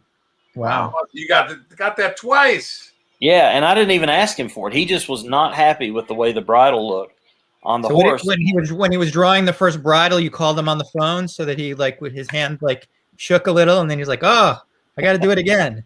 And then you got actually, I only talked to Russ once, and that was to interview him about his work on Jonah Hex for a planned Jonah Hex companion book from Tomorrow's Publications that didn't happen because DC imposed a licensing fee on them. Lord. It was going to be published around the time of the movie, and I had interviewed all of the living artists and writers of Jonah Hex, including Michael Fleischer, who was a recluse and wouldn't talk to anybody. But he did let me interview him several times. Matter of fact, probably 4 or 5 hours worth of interview time. Wow. And so then DC killed it. But yeah, that Russ drew that. We actually thought about using it as a cover. Yeah, DC's the villain tonight. Oh, I'm sorry. I love DC, man. I love DC, but their editorial they're tight. They thought you reading the comments. I wasn't reading the comments actually. Sounds more like a love-hate I've been relationship. reading them. Don't read the other one out loud, Bill. Well, I didn't read that one out loud. I was totally I was on the tab that shows me all the thumbnails that I was going to pull up for the art. You can read the last one. That one's funny. From Chris. Yeah. Well, that's what I just said. He's clearly the villain. Oh, I'm so sorry. They're really good. They're really good people. Paul Levitt's got me in at DC years ago because I kept hounding him for information on comics that I discovered. That was my specialty at Overstreet. I would find comic books that weren't supposed to exist. Wow. So Bob Overstreet called me and asked me to be an advisor and to help find books that weren't in the guide, and I did that. Gas cans, huh? Yes, and so I was the guy. I would call Paul Levitz all the time, and finally Paul Levitz said, "You call me so much. Why don't I hook you up with our PR department, and we're going to let you do reviews of our comics in your newspaper column each week." And so I did that, and then they would call me and they would say, "We want to do some press on these comics, but they're kind of small. So they're not big deals. It's not like we're doing Superman and Batman."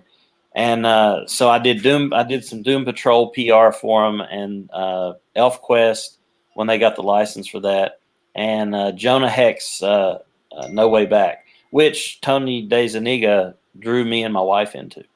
Wow, that's cool. No ambush bug? No, shucks. Keith Giffen was one of the best interviews I ever did, though. Yeah. He was amazing.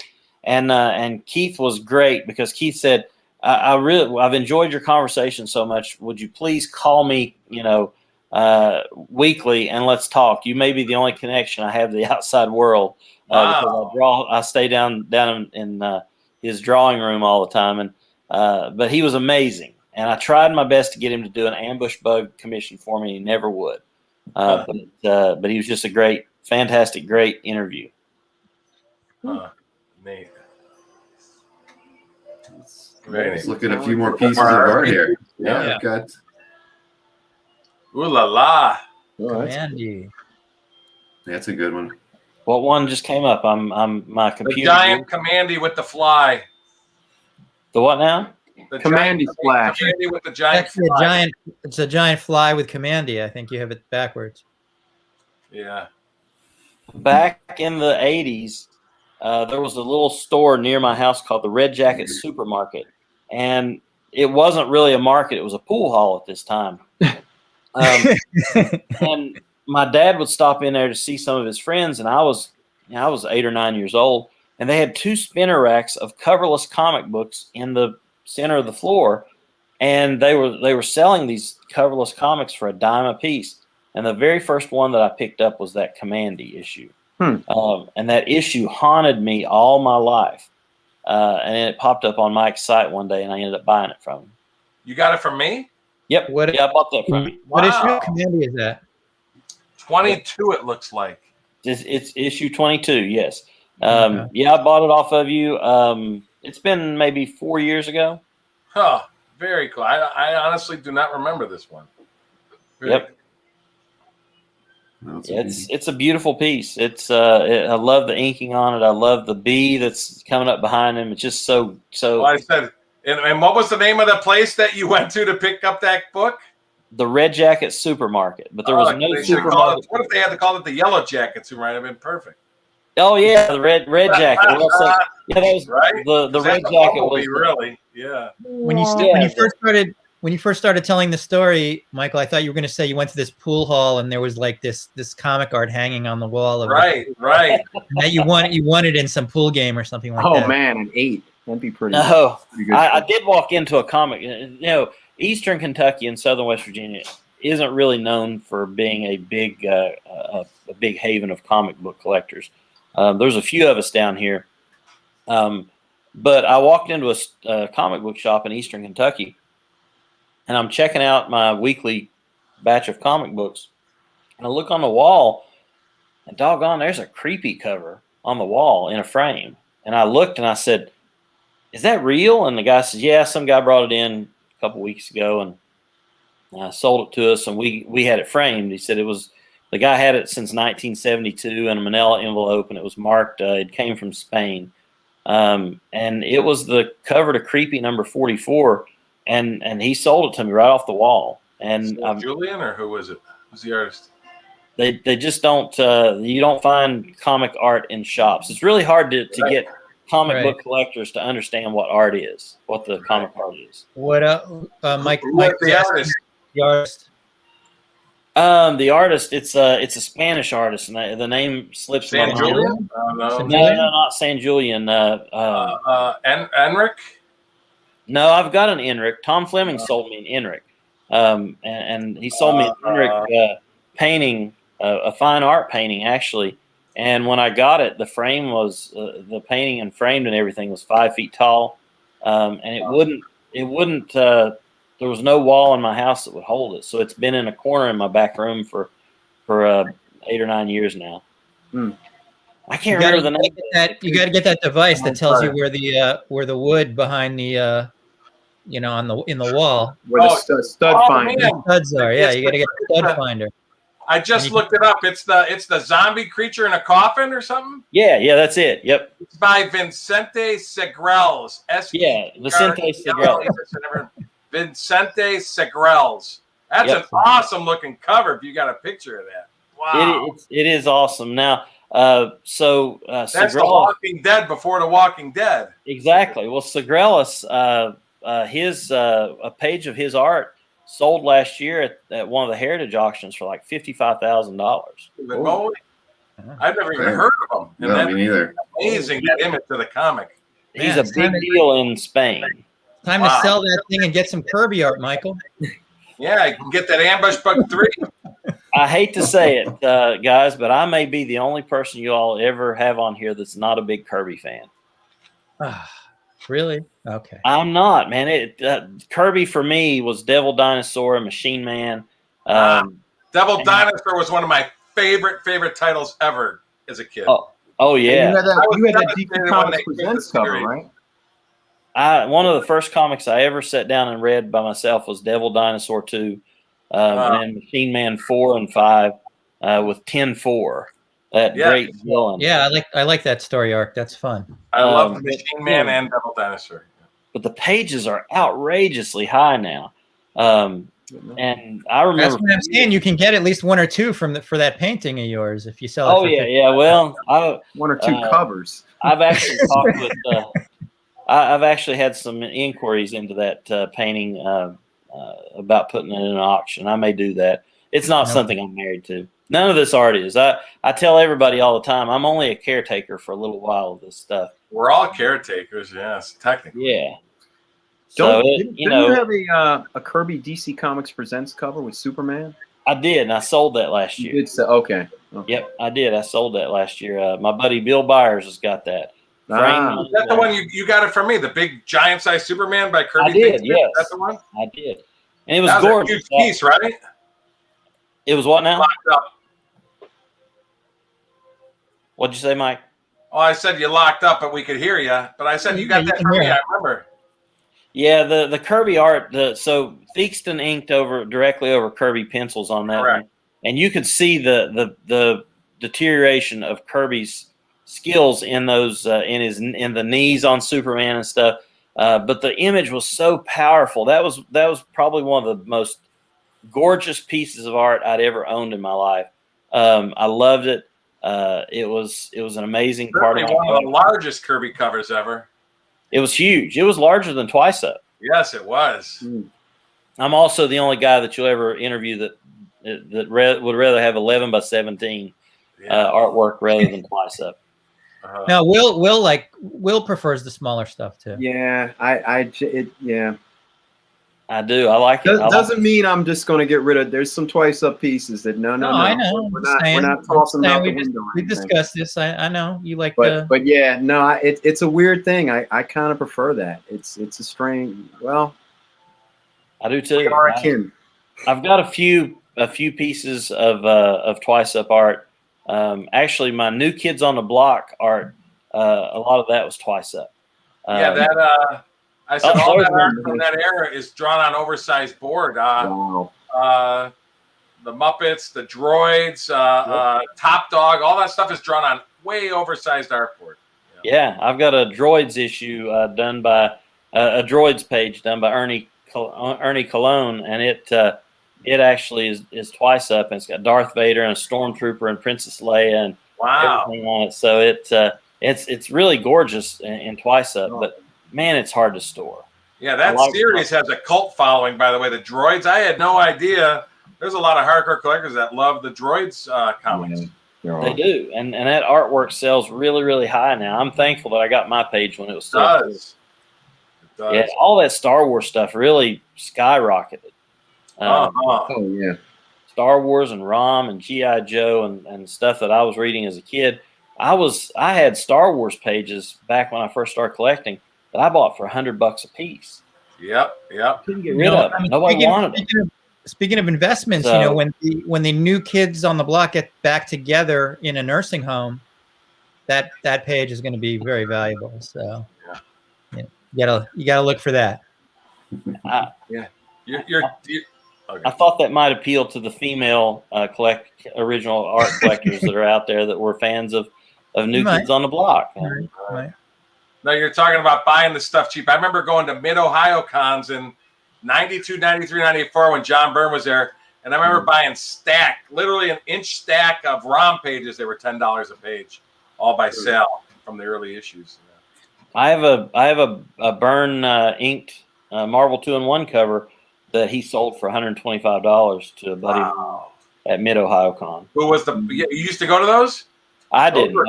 I don't go to many cons outside the. But I mean, in the '90s, I didn't know if you went. Those were great back in the day. No, shucks, man! In the '90s, I was working every day and trying to make all kinds of money and buy Golden Age comic books. I had a huge Golden Age collection. Wow. With a lot of key stuff in it, and sold it to buy original art.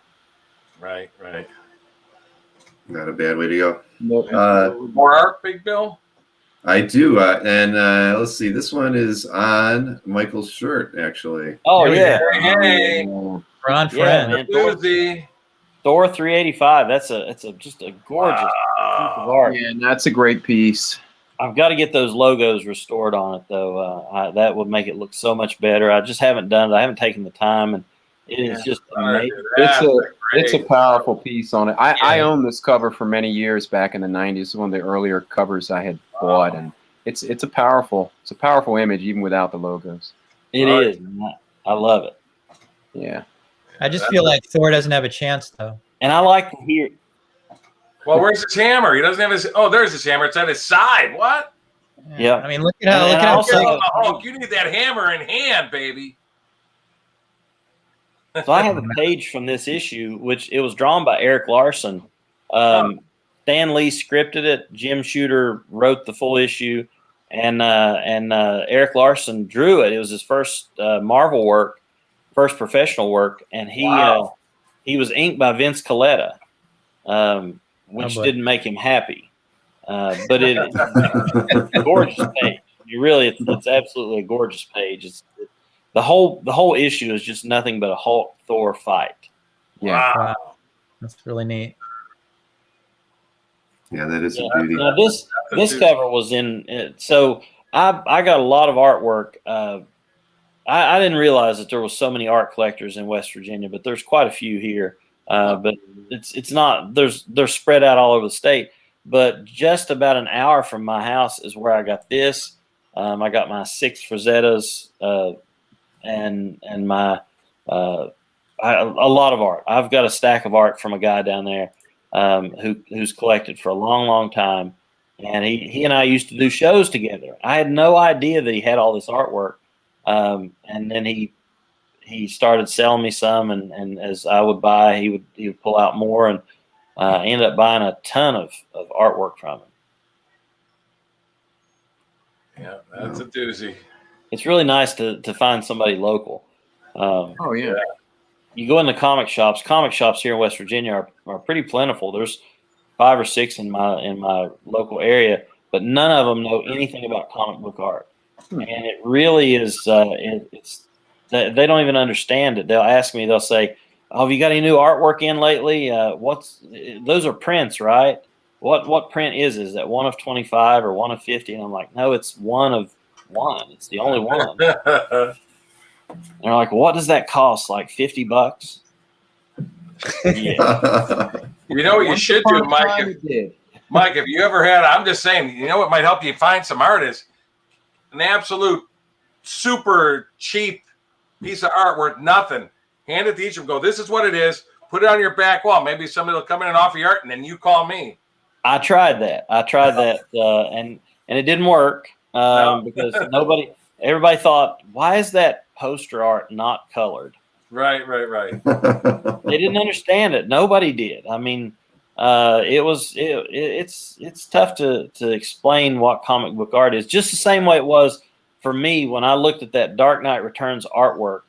The guy was trying to tell me exactly what that was, and I was like, why would I want this black and white stuff? Yeah. When I can get all 4 issues in color. Yeah. Yep. You know, you might have bought the color guide. You might have bought the color guide for more than the original art. Oh, I know. Yeah, man. I mean, I would have at that time. You know, at that same show, William Messner Loebs was there, and he was set up doing sketches, and he was writing The Flash at the time, and he had written and drawn Journey, The Adventures of Wolverine McAllister. And he was there, and he was doing these sketches, and he said, I talked with him a while, and he said, I'll do a sketch for you for $15 for pencils and $25 for inks. And I said, okay, just do the pencils. I had no idea what pencils and inks meant at that time. And we had a really great conversation. He drew it really quickly, and it was a gorgeous piece, but I didn't understand why that it was so lightly drawn and sketched out. And what did he mean by inks? What was inks? And so I had to educate myself on that, because it, he could tell I was disappointed in the art, that it didn't have the black line on it. It was just all in pencil. It had all these blue circles where the hands were, and blue circles where the torso was, and the face and everything. So he could tell I was disappointed, and he tried to explain it to me, but I had to come back and actually ask questions about So it. you should have paid the extra $5-10. Said, now ink it. I should have. Yes, I should have. Yeah. But we all start somewhere, that's for sure. Yeah. Learning curve. Oh yeah. We all had that early on. My first ever pages were bought from Chuck Wojtkiewicz, that drew Justice League back in the 90s. Yes. Chuck came to a show in Charleston, West Virginia, and he came and set up, and he had covers for $35 and $50 a piece, splashes for $10 and $15, and I ended up buying 3 pages off of him: a Wonder Woman splash from Justice League, and 2 other pages for $35. And I really thought I had blown the bank at that time. I thought that I was going to go broke. I thought, man, $35, that's And a that's lot. what year roughly? It was in the 90s? That was 96. Yeah. Uh-huh. Yeah, 96. And Chuck and I talked about that, and he laughed about how cheap he sold his art. But the one takeaway that he had from that visit to Charleston, West Virginia, is that they had great strip bars there, and he enjoyed the nightlife that night. So he That's where he was spent going your, that night after selling to you, huh? those cover sales went to good use. That's why he spent $35 in one of the men's. Cover. That's why he insisted you pay for you give him singles. You had to give him singles when you picked up the art. That was in 96, you said? Yeah, Wow. 96. It's funny you say that. I remember in 96 going to I'm just saying at the same time, for going to MegaCon in Florida, big convention, and meeting Alex Saviak. And he had like 12-inch stacks of all his Web of Spider-Man pages. And they were all $35 a page for all the battle pages, Venom, Carnage. And I said, hey, if I buy like 30 of them, can I get them for $25 a page? He said, okay. And I got tons. So, I mean, that's what all the good stuff was going for back then. Now good Saviak Spider-Man pages are over $1,000. Yep. Yeah, they sure are. I'm surprised at how much that 90s Spider-Man artwork has gone up. I mean, it's, Oh my Lord, Mark Bagley and everybody, yeah. oh yeah. I just picked up a nice Mark Bagley Spider-Man half splash the other day that had been in a collection for almost 30 years. Yeah, the prices on them have gone up drastically over the past year or two. Oh yeah, man. When Bagley was a contemporary, people complained, but he's Yeah. not Larson or McFarlane. I don't want this stuff.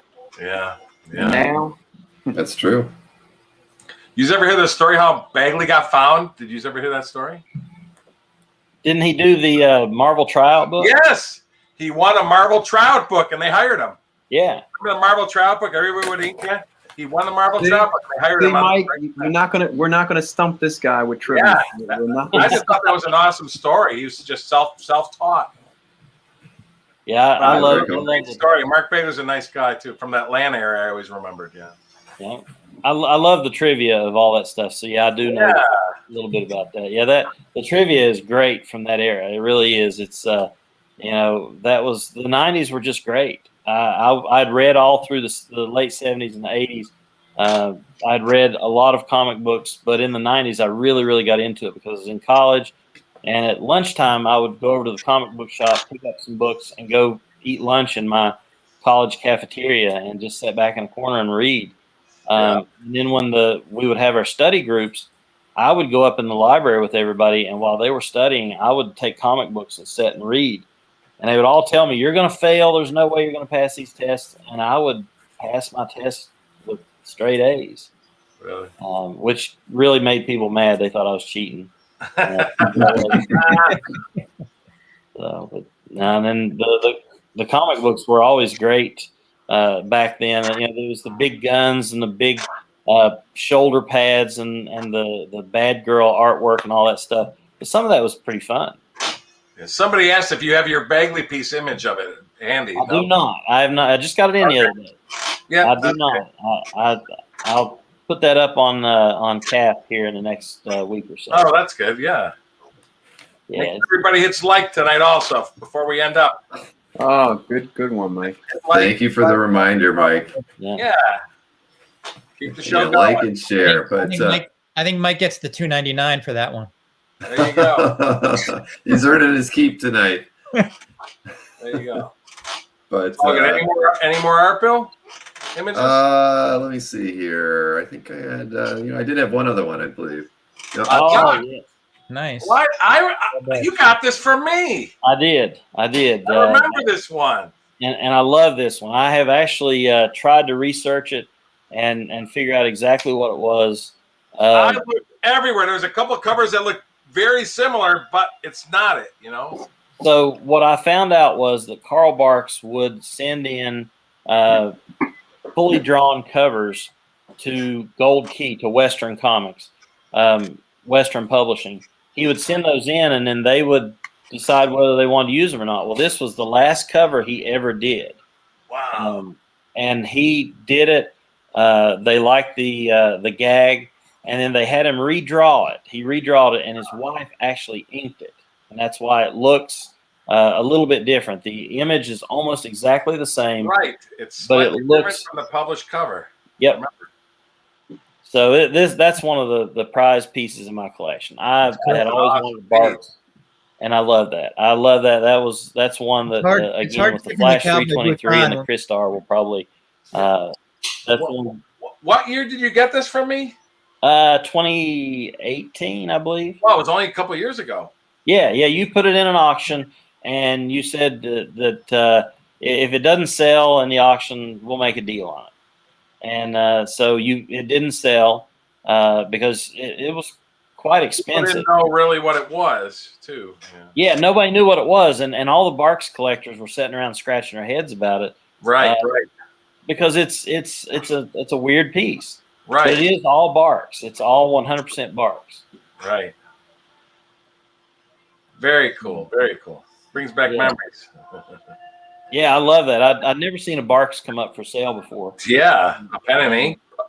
So I was thankful for that. Most of my collection, is due to you and Will, and I appreciate you all more than you know. Likewise. No, we mutual, appreciate that, man. We did you and I did a few trades last fall. We like whirlwind every week or every other week for about a month. Yeah, we sure did. Yeah, and I've got those tucked away. Those are some of my favorites too. I love them. I liked them better when I got them in my hands. They were just amazing images. That Thor cover and the Spectacular Spider-Man and the Avengers. I wasn't really sold on the Avengers at first. When I first saw that, I wasn't really sold on it. But after I got it in my hands, the battle scene is just great on that cover. Yeah, that's a Savick. It is. It is. Yeah, I say there's something about just holding it in your hand. Seeing a scan is one thing. Like all of us, holding it in your hand, man, there's just that extra little high, Yeah. But, not every piece gives you that. Sometimes it's about what you expect. Every now and then it's not quite as good, but when it exceeds expectations, that's always exciting. Yeah. Mm-hmm. Yeah. Totally. One of the biggest problems I have is that I buy art and I intend to not keep it. It's stuff that I get and I think, I like it right now, but I'll end up trading this off or selling it. And then 6 months later, I'm looking at it, I'm thinking, man, that's really a great cover, a really great page. I don't think I want to let that go. Yeah. And it makes it really hard because that's like a crack dealer using his own product. Now you understand my problem as a dealer. Sometimes I'm like, I was gonna say I'm keeping it. Oh, damn it. Yeah, no, I mean, I think that is the biggest. With us, we turn over stuff a lot, and a lot of these things are really, really great, and we have to sort of when we're purchasing it, we have to think of it as inventory, and when it comes in, you still got to think of it as inventory, and when it goes out, even if you were like, well, I really did like that piece, but you have to make sacrifices when it comes to keeping pieces, and things are expensive. And so that works in theory. I think you're more disciplined than I am, Glenn. I think I hold on to a little too much product sometimes. Well, I don't know. Yeah. Maybe you do it more than I do these days, but yeah, it's a discipline. You have to be disciplined. Mm-hmm. I'll be honest, guys. Good material is hard to come by nowadays. It is. Sure is. It's getting few and far between, and everybody's Yeah, absolutely. It is. Right. Ruh-roh. Any more, Yeah. Billy? Think that was the last one that I had. Yeah, actually. Ah, So, and is Michael frozen as well? think he's frozen. Yeah. Oh, he is. Yeah. Looks like Anthony from that Oh, no, he's last back. two. He's back. he's back. There he is. All right, hey Oh, Michael, we were worried about you. You look frozen. Ah. Can you hear us, Mike? Yeah, I can hear you now. Yeah, Sorry about All that. right, good. Yeah, I was my internet's a little bit slow right now. Sorry about that, guys. That's okay. Not a problem at all. But we should probably be wrapping it up soon. But I think everybody's going to be keeping an eye on your gallery now, Michael. Now that they know you're going to be Really updating great it stuff, soon. Michael. Yeah, and you'll get lots of offers for your stuff now. Oh, I'm gonna go load it up here. I'm gonna lots of start likes. You tonight. get lots of likes. We'll start it off by offering you 20% value on everything right now. I'm gonna load it up tonight That'd and be better. tomorrow and the next day and try to get some of my new stuff up there and put some of the old stuff back up there. Yeah, no, that would be great. We'll get to That I'll would- tell you what, you should. I don't know if it's up there, but you should put that creepy cover. You should take an image from your phone, even if it's in a frame. Just post on there because I think that's just such a unique piece. That's the most unique thing I saw tonight that I thought was amazing. Awesome. Yeah, it's a neat little piece and to find I it never hanging even on a heard of the comic book artist shop till wall. tonight. I never even Yeah. heard of that artist till tonight, and it's amazing. What was that? Yeah. It's the first time I ever heard of that artist was tonight. That drew the creepy cover. Right. I think I'm most partial to your Hulk versus Thor cover. That one. that one's Pretty nice. special. Yeah, I'm missing it already. I remember I had that in the 383, the first Friends Thor cover, and I Awesome. couldn't decide because the 383's got more art, but the 385's like Yeah, right in your face, powerful image. that's awesome. Great, great piece. I almost sold it as soon as I got it. I'm glad I didn't. It's tough when somebody makes you a lot higher Well, offers. gentlemen, I hate to run, but I've got to be up. Absolutely. Yep. Thanks Not a problem. for coming on. It was a Thanks for coming genuine by. pleasure. All right, Mike. Yeah, I got to be up in the morning. We're working on stimulus stuff tomorrow. The stimulus, yes. Yes, sir. I like on that. Good luck with All that. right. Yes. Thank you. Take All right, care. Chime Michael. in Thank you again. so much. Yep. Thanks for coming by. We'll be in touch soon. Yeah, thanks. Good talking to you guys. Absolutely. Likewise. My pleasure. Our Yep, pleasure. and thanks for everybody who tuned in All right, this everybody. evening. And everybody hit likes tonight. And we'll see everybody tomorrow night.